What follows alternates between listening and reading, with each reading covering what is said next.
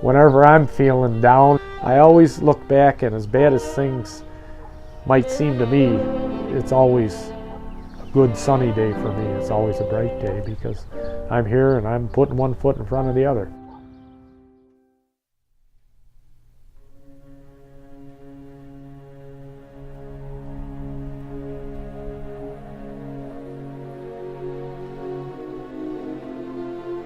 All I remember from the time I was old enough to watch TV and watch the newsreels from about 1950 or 51 on were the newsreels that you'd see on television, and if you went to the movies, they had newsreels from back in World War II.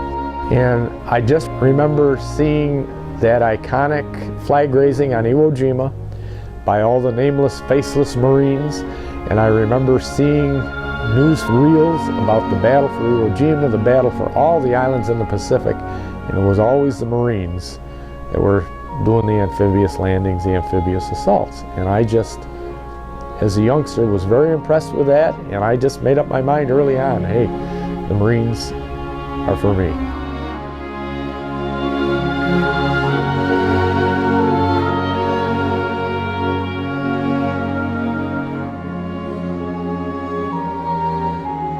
My earliest memories are of hard work and just perseverance, putting your shoulder to the wheel and getting a job done, working at it till the job was done. My dad, for my whole life, was my hero.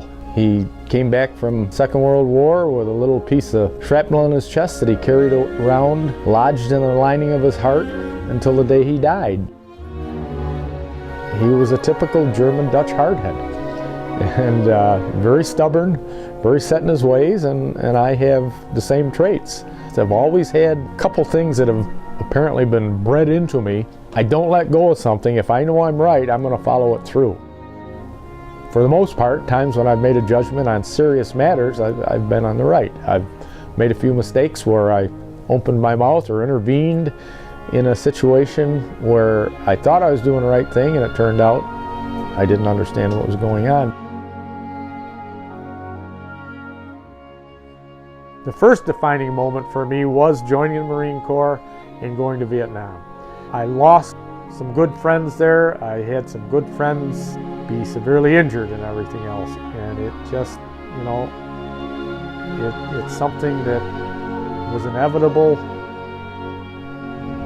Those things happened, and I was just considered myself fortunate enough to have come through everything that I went through to come back and enjoy a good, long, healthy life.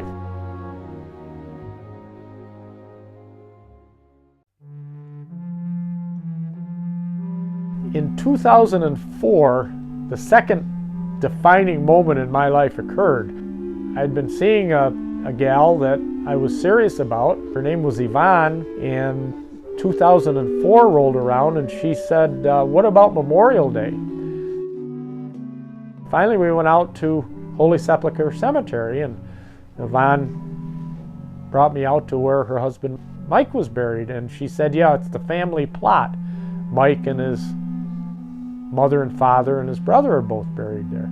So we get there, and there's a huge headstone, Hodis, and it said Martin, which was Mike's name, and I'd known Mike for many years. And then they had the father, Leo, who was a World War I Marine, then the mother, Ella, and on the far side it said Robert Hodis on the main headstone. And I started to walk away to go to the car and get a few extra flags, and I came to the last plaque, and it said Robert Hodis, Corporal, United States Marine Corps. And I said, wait a minute, Corporal, United States Marine Corps? I don't know of any Robert Hodis. And then I looked down, and underneath that it just had his date of birth and date of death. And his date of death was February 21st, 1945. Well, I know enough about the battle for Iwo Jima to know that the main D-Day for Iwo Jima was 19 February 1945. So obviously the 21st of February, 2 days later, had to have been the battle for Iwo Jima.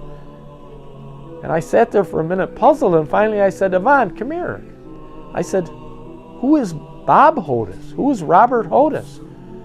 All the years I knew Mike, he never told me he had a brother in the Marine Corps. And then she said that was Mike's older brother. He was killed on Iwo Jima. His death so fractured that family, it so shook that family up so much that they never talked about it. They just clammed up, they never talked about it.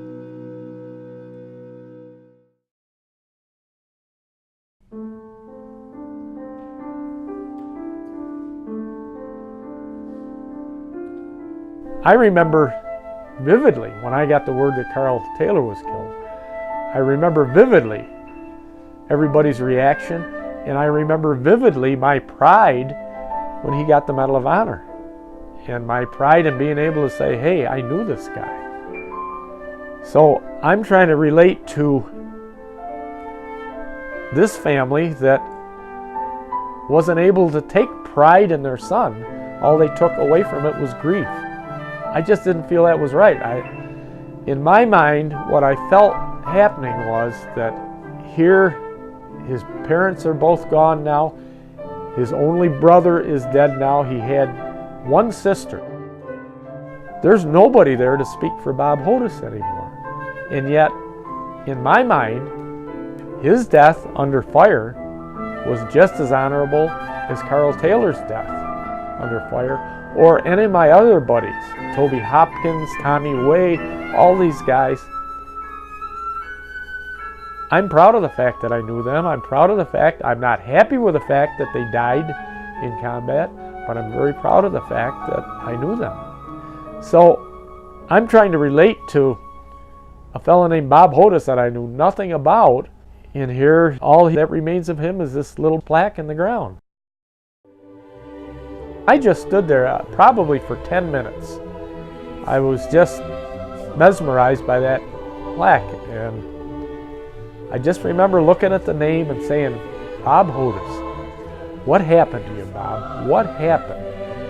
You know, all I knew is he was killed on Iwo Jima. It would have been 3 days before the flag raising. I just couldn't get that thought out of my mind, you know. Did every secret, every fact of your death get buried with you here? I came away from that gravesite determined that I was going to look into that as far as I could and find out some answers to questions that I had.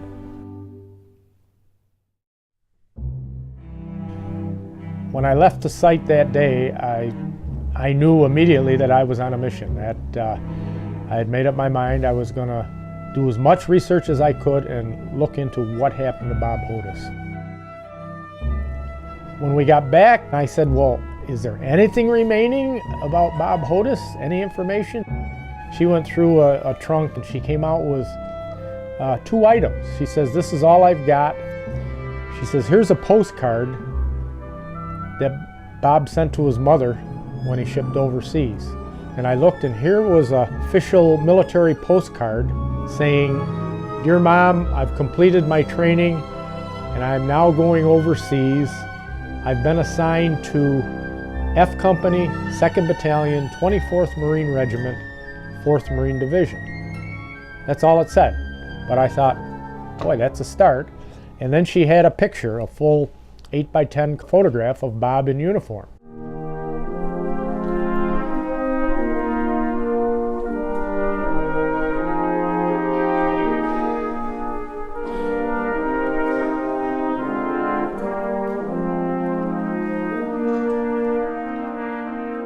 Those are the only 2 articles that I had about Bob Hodes, so I got right on the internet and started accessing Marine Corps records and battle reports and everything. And it took me weeks of research, and I was able to trace the movements of F Company from the time they hit Yellow Beach 2 on Iwo Jima until 21st of February. But all I knew was that they were somewhere beyond the 1st Japanese airstrip on Iwo Jima. That's all I knew. Somewhere to the north of airstrip number 1 is where Bob was killed. So I researched more and more. I tried to trace back and find some older veterans, but I couldn't. So I had come up pretty much empty. I had come to the point where I couldn't find any more information. So I said, well, there's only one other way I can develop any more information. I'm going to go to Iwo Jima.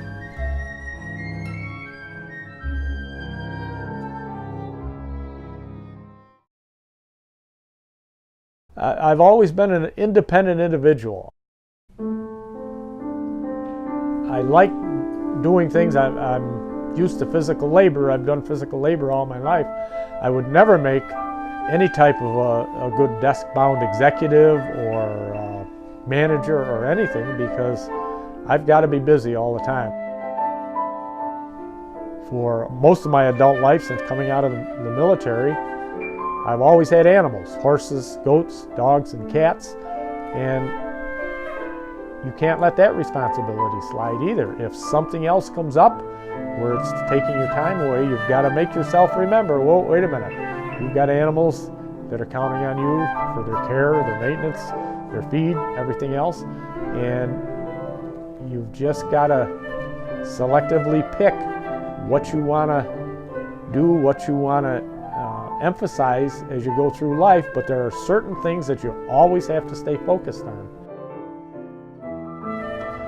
That's part of the reason why whenever I undertake a task, I just keep going until it's done, because I don't like to let anything disrupt my thought process or get me pulled off the task.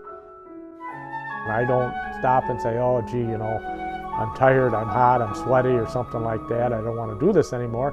I just ignore that and I go ahead until I'm done.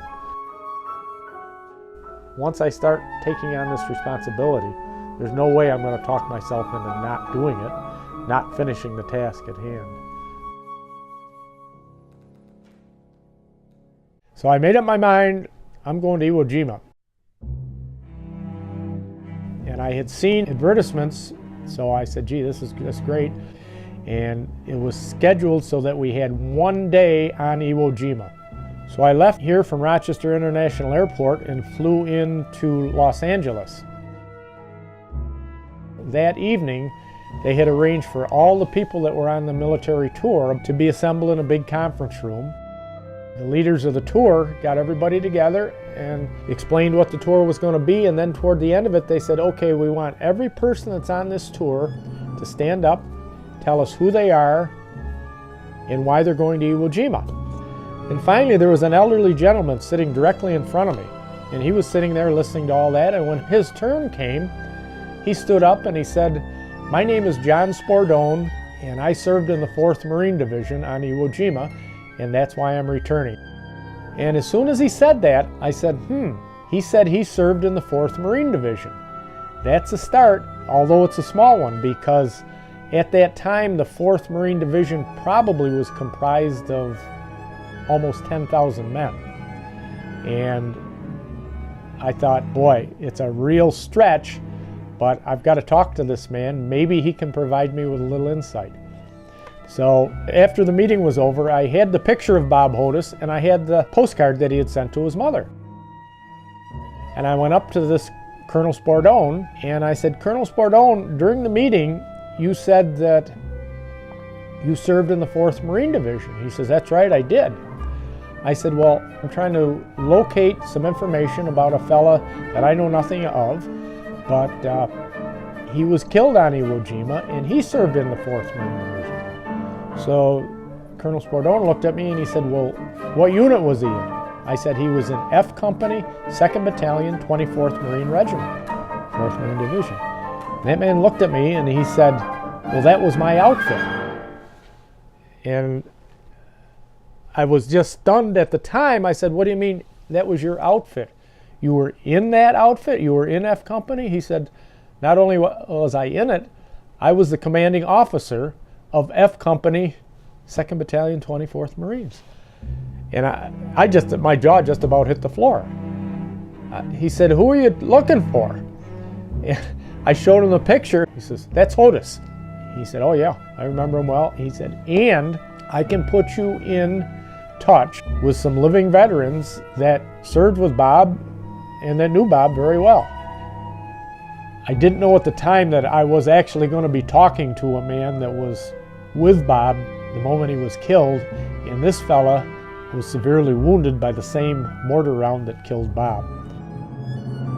Of course I remember Bob Hodes.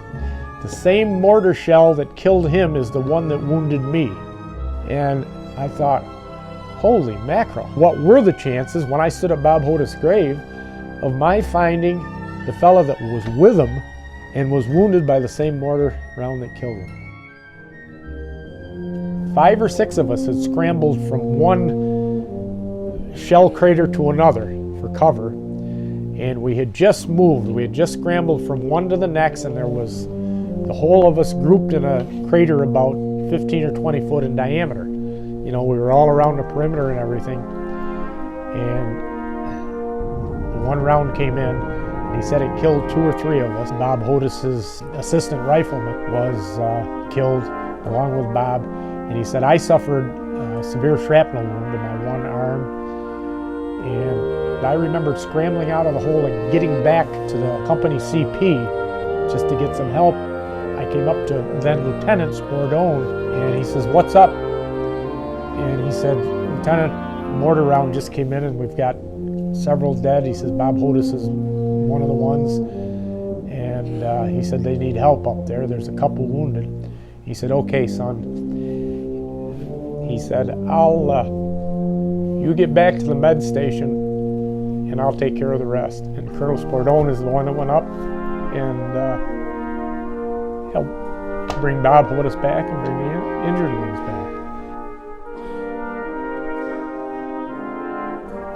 At that time, when George was telling me this, my God, I said, what are the odds of my meeting a guy like John Spordone? You know, it's just unbelievable.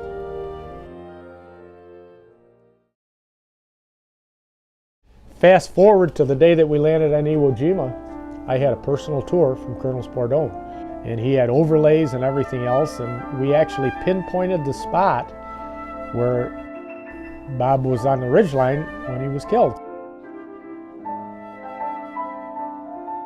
We landed at the airport on Iwo Jima, and then we went down to the edge that led down to Yellow Beach 2, and Colonel Spordone pointed. He said, when we landed on Yellow Beach 2, we were supposed to use the left rock as our left guide, and we were supposed to cover 75 yards of beach from the left to the right of that rock. The island itself has risen about 30 feet since the battle in 1945. So he stayed up on the high ground, and I actually went down to the beach and walked the beach area where Bob Hodes and the rest of the F Company would have landed. I had brought a backpack with me, so I filled the backpack with about 80 pounds of the black sand from Iwo Jima, Yellow Beach 2, and carried that with me the whole time we were on Iwo Jima. I walked the entire route that Bob Hodes would have walked. What took him 2.5 or 3 days to cover, I covered in a couple hours, but I still walked the 3,000 yards that it took to get from Yellow Beach 2 to the ridgeline where Bob was killed.